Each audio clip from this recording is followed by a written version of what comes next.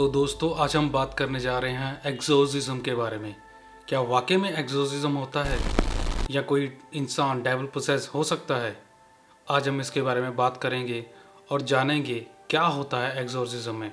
एग्जोर्सिज्म word Greek language से लिया गया है जो कि एक्सोसिया है। ग्रीक पीपल ये शब्द एक शपथ की तरह यूज करते थे, जैसे कि एक शपथ को लेकर किसी भूत को भगाना। वो लोग इसको इस तरह यूज करते थे कि मान लो कि अगर कोई इंसान डेविल पोसेस्ड है और उसमें से शैतान को निकालना है, और वो लोग ऐसा बोलते थे कि हम तुमको हुक्म देते हैं कि फादर सन होली स्पिरिट के नाम से इसमें से बाहर आ जाओ, और वो ऐसा एक अथॉरिटी से कहते थे। हाल ही में आपने एक मूवी देखी होगी द पोप एक्सोर्सिस्ट। ये मूवी एक असली इंसिडेंट पे आधारित है। जिन एक्सोर्सिस्ट को इस मूवी में प्रेजेंट किया गया है उनका असली नाम गैब्रियल अमोर्थ है। उनको फादर गैब्रियल अमोर्थ के नाम से भी जाना जाता है। फादर गैब्रियल अमोर्थ ये बोलते थे कि एक्सोर्सिज्म जैसा मूवीज में दिखाया जाता है वैसा बिल्कुल नहीं होता है। जो मूवीज में हमें दिखाया जाता है एक्सोर्सिज्म, वैसा रियल लाइफ में एक्सोर्सिज्म बिल्कुल भी एग्जिस्ट नहीं करता है। बिल्कुल ऐसा सेम स्टेटमेंट माइकल क्यूनियो ने भी दिया है। माइकल क्यूनियो ने अपनी बुक लिखने के दौरान जब वो रिसर्च कर रहे थे, अपनी बुक लिख रहे थे, तो उन्होंने 50+ एक्सोर्सिज्म अटेंड किए थे, लाइव एक्सोर्सिज्म। पर इन लाइव एक्सोर्सिज्म में उन्होंने कभी भी कुछ सुपर नेचुरल ऐसा होते नहीं देखा। मतलब जैसा मूवी में देखते हैं कि कोई डेविल पोसेस्ड इंसान हवा में उड़ रहा है, या फिर किसी की फेस पे एकदम से स्क्रैचेस आने शुरू हो जाते हैं, ऐसा उन्होंने अपनी स्टेटमेंट में बिल्कुल नहीं बताया। या फिर कोई डेविल पोसेस्ड इंसान एकदम से दीवारों में चढ़ रहा है, छत पे चढ़ रहा है, उल्टा छत पे चढ़ जाता है, ऐसा उन्होंने अपनी स्टेटमेंट में बिल्कुल नहीं बताया। लेकिन लास्ट में उन्होंने ये भी बताया है कि एक्सोर्सिज्म एक इमोशनली एक्ट होता है जिसको समझना आसान नहीं है। फादर गैब्रियल अमोर्थ ये बोलते हैं कि एक्सोर्सिज्म बिना बिशप की अप्रूवल से नहीं किया जाता। According of the canon law of Catholics, इसमें एक फादर साइबर्ट की स्टेटमेंट ये भी है कि एक्सोर्सिज्म करने से पहले जो इंडिविजुअल, जो डेविल पोसेस्ड इंसान होता है,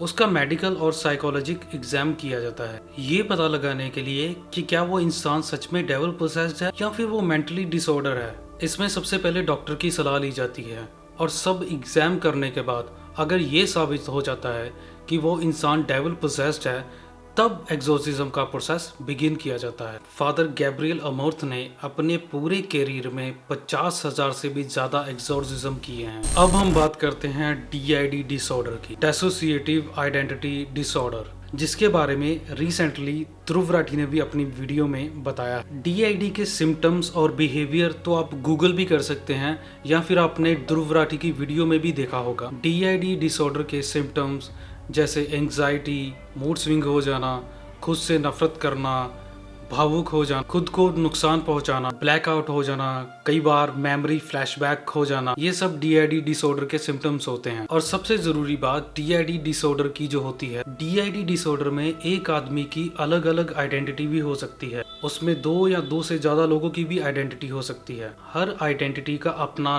पर्सनल नेम, पर्सनल हिस्ट्री और अलग उसकी करैक्टर भी हो सकता है। लेकिन एक डेविल पोसेस्ड इंसान और DID डिसऑर्डर इंसान दोनों में बहुत डिफरेंट होता है। जो DID डिसऑर्डर पेशेंट का ट्रीटमेंट करते हैं, या तो वो साइकोलॉजिस्ट होते हैं या साइकाइट्रिस्ट। रिचर्ड गालागर, जो कि एक सर्टिफाइड MD साइकाइट्रिस्ट हैं, न्यूयॉर्क में कोलंबिया यूनिवर्सिटी में प्रोफेसर हैं। एक साइकाइट्रिस्ट जो कि डेविल और सुपरनैचुरल में बिल्कुल भी विश्वास नहीं रखता। एक रात वो जब सो रहा था तो उसकी 2 बिल्लियां जो उसने रखी हुई थी, दोनों बिल्लियों ने आपस में स्ट्रेंज बिहेवियर करना शुरू कर दिया। जब दोनों बिल्लियों ने रिचर्ड को बहुत तंग करना शुरू कर दिया, तो रिचर्ड ने दोनों बिल्लियों को अलग अलग कमरे में बंद कर दिया और सो गए। नेक्स्ट मॉर्निंग सुबह सुबह उसके घर एक प्रीस्ट आता है, और प्रीस्ट के साथ एक औरत भी होती है। जब वो दरवाज़ा खोलता है तो प्रीस्ट के साथ जो औरत होती है रिचर्ड की तरफ देखकर बोलती है कि रात में जो आपकी बिल्लियां अजीब बिहेव कर रही थी वो आपको कैसा लगा। ये बात सुनकर रिचर्ड चौंक जाता है। प्रीस्ट ने रिचर्ड से उस औरत के लिए ओपिनियन मांगा कि क्या औरत वो सच में डेविल पोसेस्ड है या वो मेंटली डिसऑर्डर है। जब वो औरत से बातचीत करने लगा तो उस औरत ने रिचर्ड को बोला कि मेरे अंदर शैतान है। रिचर्ड की उस औरत से बातचीत के दौरान उसको पता चला कि वो किसी अननोन इंसान की सीक्रेट भी बता सकती है, वो किसी की कमजोरियां बता सकती है, या फिर कोई इंसान कैसे मर गया जिसको वो जानती भी नहीं, वो उसके बारे में भी बता सकती है। यहाँ तक कि उस औरत ने साइकेट्रिस्ट रिचर्ड की मदर के बारे में भी उसको बता दिया कि उसकी मदर की डेथ ओवेरियन कैंसर से हुई थी। ये सब बातें सुन के साइकेट्रिस्ट रिचर्ड बहुत ही हैरान हो गया, उसको एक शौक सा लगा। इसके बाद वो औरत मल्टी लैंग्वेज भी बोल सकती थी, जबकि वो औरत इंग्लिश बोलती थी और वो औरत मैक्सिकन, फ्रेंच और भी लैंग्वेजेस बोल सकती थी। अब कोई इंसान जिसको सिर्फ इंग्लिश ही आती हो और वो किसी और कंट्री में ट्रैवल ही ना किया हो, तो वो कैसे किसी और कंट्री की लैंग्वेजेस बोल सकता है। इस बात ने साइकेट्रिस्ट रिचर्ड को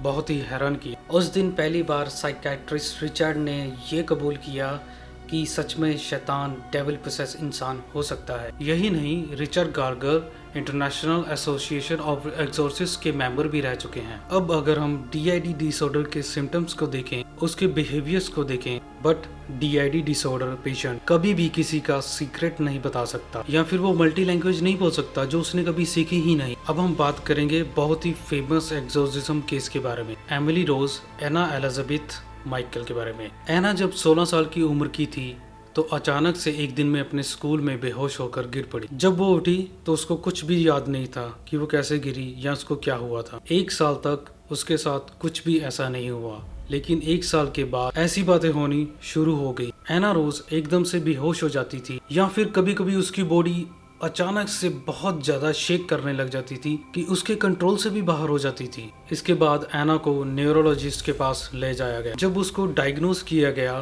तो उसको एक टेम्परल लोब एपिलेप्सी नाम की बीमारी एक निकली। इसके बाद उसने इस बीमारी की दवाई खानी शुरू कर दी। लगातार मेडिसिन लेने के बाद भी ये मेडिसिन उसे हेल्प नहीं कर रही थी। एना रोज की हालत और भी ज्यादा बदतर होती जा रही थी, उसके बिहेवियर चेंज होते जा रहे थे, वो अजीब अजीब हरकतें शुरू करने लग गई थी। उसकी हरकतें मरे हुए बर्ड्स को खा लेना, स्पाइडर्स को खा लेना, या फिर क्रॉलिंग करना और अपने ही यूरिन को लीक करना। According to the documentary of Anna Rose 6 devil से पोसेस्ड थी। लूसीफर, जिसको बाइबल में बहुत बड़ा शैतान बोला गया है, काइन, जो कि बाइबल में हाबिल का ब्रदर था जिसने हाबिल को मर्डर कर दिया था, जूडास इस्कैरियोट जिसने जीसस को बिट्रे किया था, अडोल्फ हिटलर जो कि जर्मनी का तानाशाह था, नेरो क्लोडियस जो कि रोमन एम्परर था, और फ्लैशमैन जिसके बारे में कोई भी इंफॉर्मेशन नहीं है। एक्सोर्सिज्म तो हर एक रिलीजियन और कल्चर में एग्जिस्ट करता है, लेकिन एक्सोर्सिज्म को 1500 ईस्वी में कैथोलिक चर्चेस में